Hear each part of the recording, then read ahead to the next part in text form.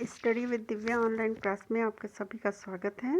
और मौर्य साम्राज्य भाग 3 लेकर आज आपके समक्ष उपस्थित हुई हूँ। इसके पहले मैंने चंद्रगुप्त मौर्य और बिंदुसार के विषय में आपको बताया और आज का हमारा टॉपिक है सम्राट अशोक।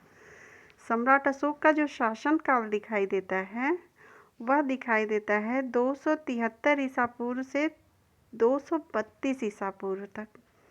ठीक है, इसके बारे में जो महत्वपूर्ण बिंदुएं हैं ये इस प्रकार हैं कि बौद्ध ग्रंथ दीपवंश और महावंश के अनुसार बिंदुसार की 16 रानियां थी। बिंदुसार कौन था?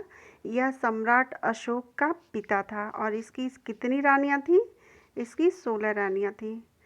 बिंदुसार की 16 रानियों से 101 पुत्र हुए, जिसमें सर्वाधिक तेजवान पुत्र अशोक हुआ।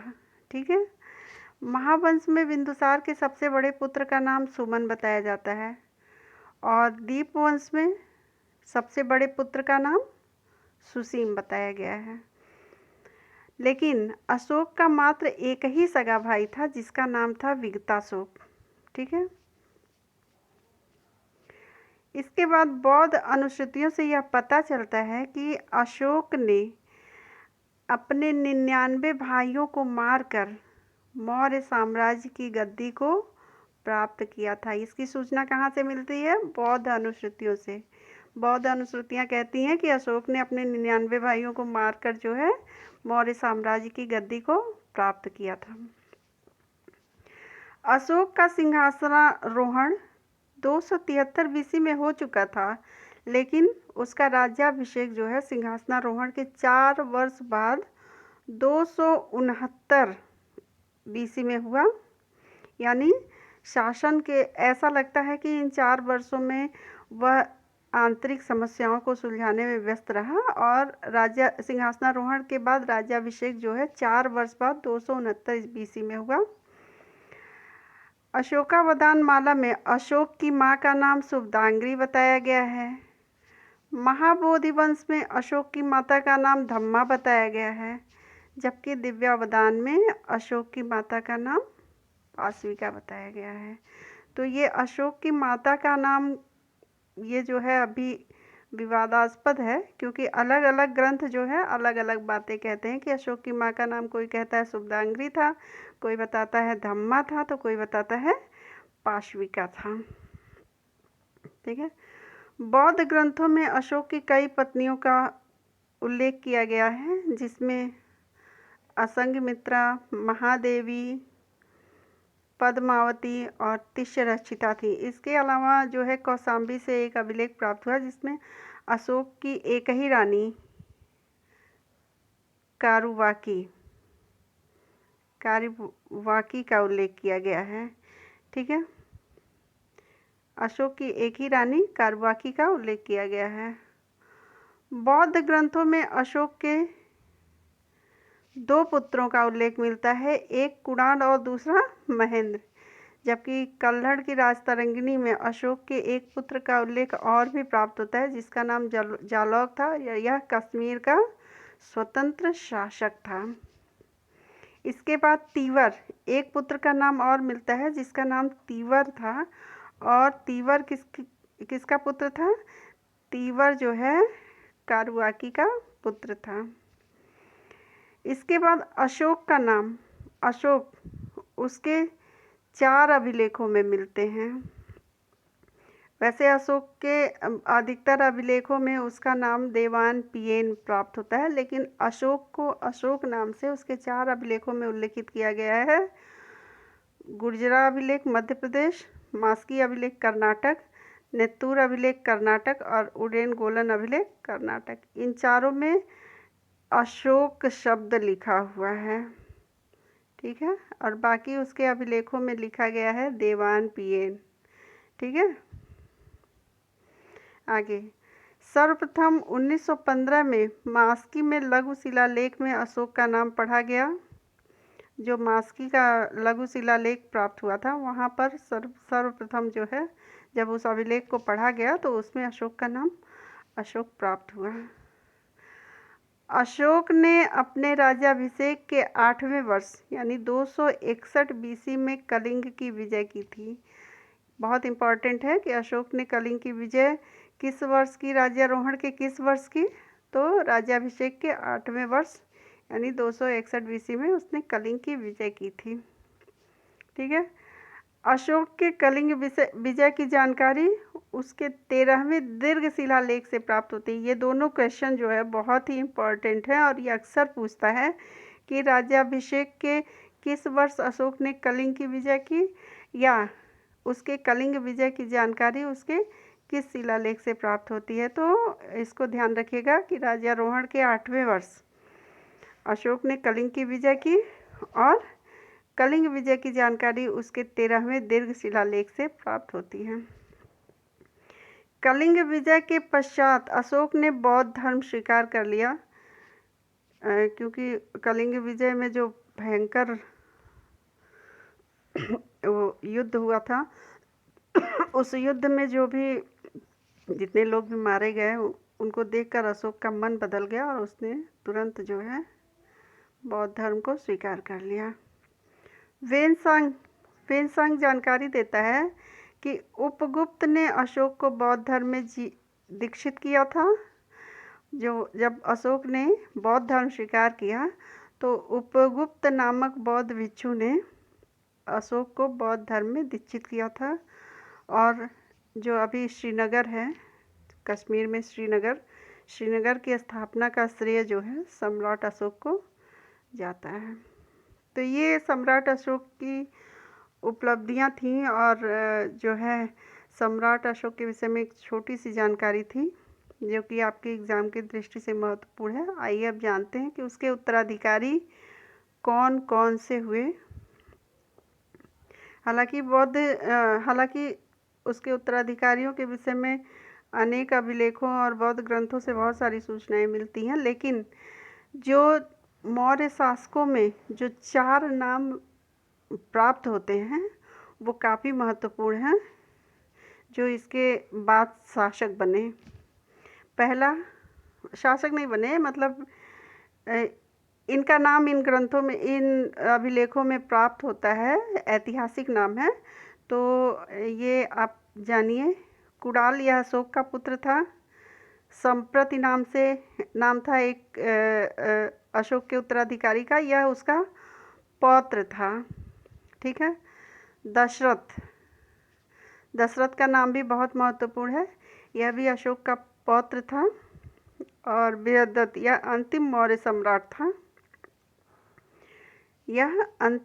सम्राट था। लेकिन यह इसके राज्याभिषेक के विषय में जो सूचना मिलती है, इसके राज्य संचालन के विषय में जो सूचना मिलती है, काफ़ी निकृष्ट राजा, मौर्य साम्राज्य का काफ़ी निकृष्ट शासक घोषित हुआ और काफ़ी अत्याचारी था। इसी कारण 184 ईसा पूर्व में बृहद्रथ के सेनापति पुष्यमित्र शुंग ने बृहद्रथ की हत्या कर दी और मौर्य वंश का अंत कर दिया। ठीक है। दशरथ के विषय में जानकारी मिलती है कि इसने आजीविकों के लिए एक गुफा का निर्माण करवाया था। तो इसको आप लोग थोड़ा सा ध्यान लगा कर देखिएगा। ठीक है। आगे बढ़ते हैं कि अशोक के समय में जो उसके समकालीन विदेशी शासक थे वे कौन कौन से थे और कहाँ कहाँ से थे।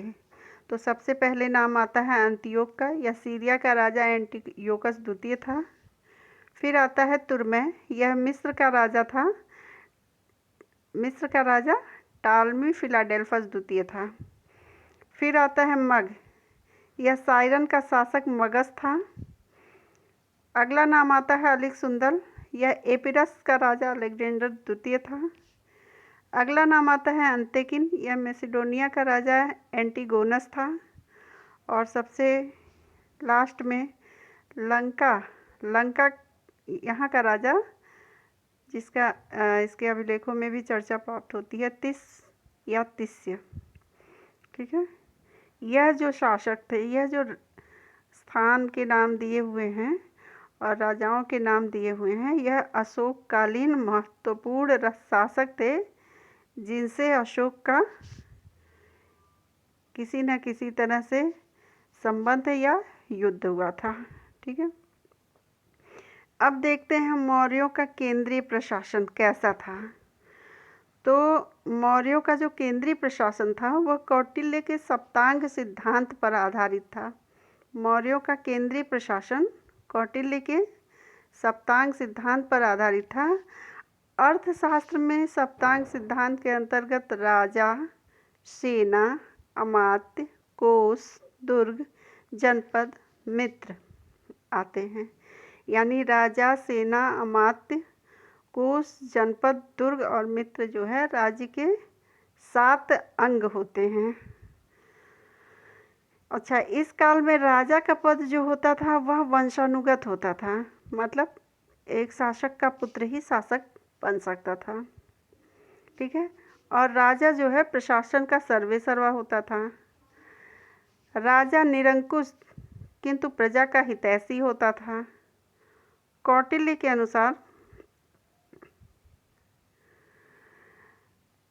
राजा को प्रत्यक्ष कार्यों के लिए अपने अमात्यों को नियुक्त करना चाहिए। कौटिल्य लिखता है कि राजा को अपने प्रत्यक्ष कार्यों के लिए अमात्यों की नियुक्ति करनी चाहिए। अगला है, राजा की सहायता के लिए मंत्रीगण उप समिति की नियुक्ति की गई थी, जिसमें प्रधानमंत्री, सेनापति, युवराज तथा मुख्य समाहर्ता आदि होते थे। मतलब राज्य के संचालन के लिए इन अधिकारियों की नियुक्ति जो है महत्वपूर्ण होती थी। कौटिल्य के अनुसार मंत्री का कार्य अत्यधिक मामलों में राजा को तुरंत सलाह देना होना चाहिए। ठीक है। एक मंत्री जो है, जब मंत्री का जो कार्य होता है वह ज़्यादातर राजा को सलाह देना होना चाहिए। कौटिल्य के अनुसार राजा की एक नियमित मंत्रिपरिषद होनी चाहिए, किंतु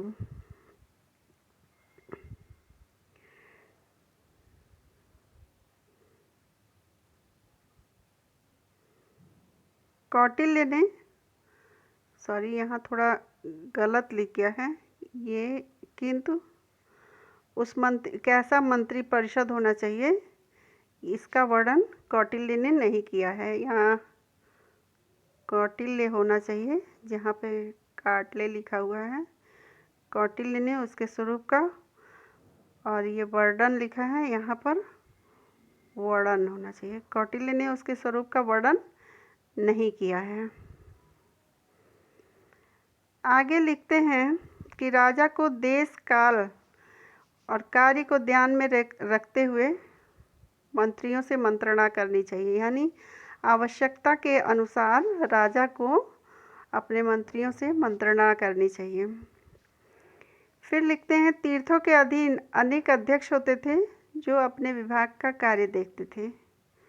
ठीक है। फिर आगे यूनानी इतिहासकार, जो इनके शासनकाल में बहुत सारे अध्यक्ष प्राप्त होते हैं, यूनानी इतिहासकारों ने उनका उल्लेख करते हुए कहा है कि अध्यक्ष को ही मैजिस्ट्रेट कहा गया है। ठीक है। अन्य विभागों के मैजिस्ट्रेट कहा गया है। तो ये आज का टॉपिक रहा हमारा। इसमें बहुत सारे महत्वपूर्ण प्रश्न भी बनते हैं जो कि एग्ज़ाम की दृष्टि से बहुत ही महत्वपूर्ण हैं। एक प्रश्न बनता है कि अशोक के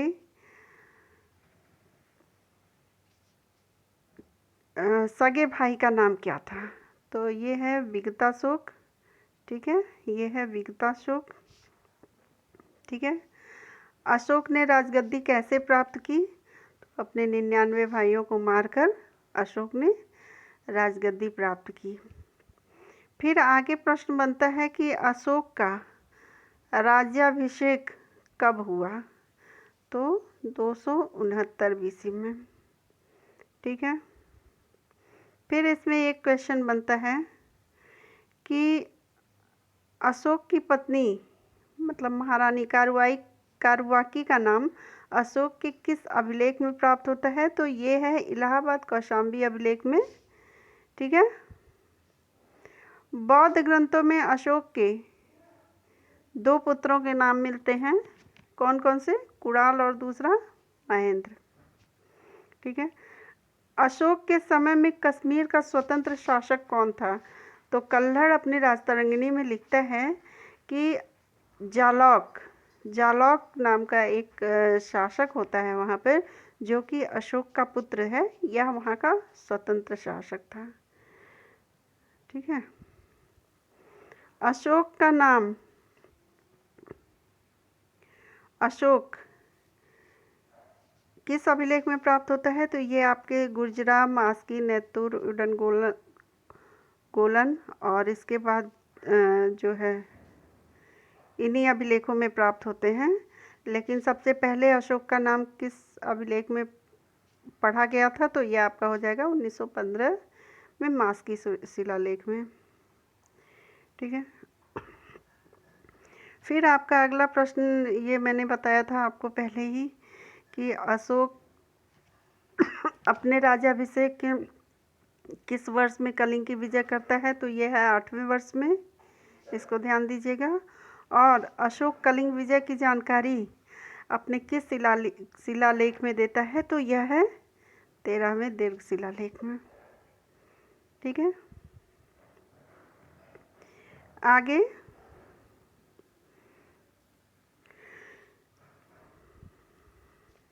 पुष्यमित्र शुंग कौन था? तो यह अशोक अंतिम मौर्य सम्राट बृहद्रथ का सेनापति था। सेनापति था जिसने बृहद्रथ की हत्या करके मौर्य वंश का अंत किया था। ठीक है। अब ये क्वेश्चन पूछता है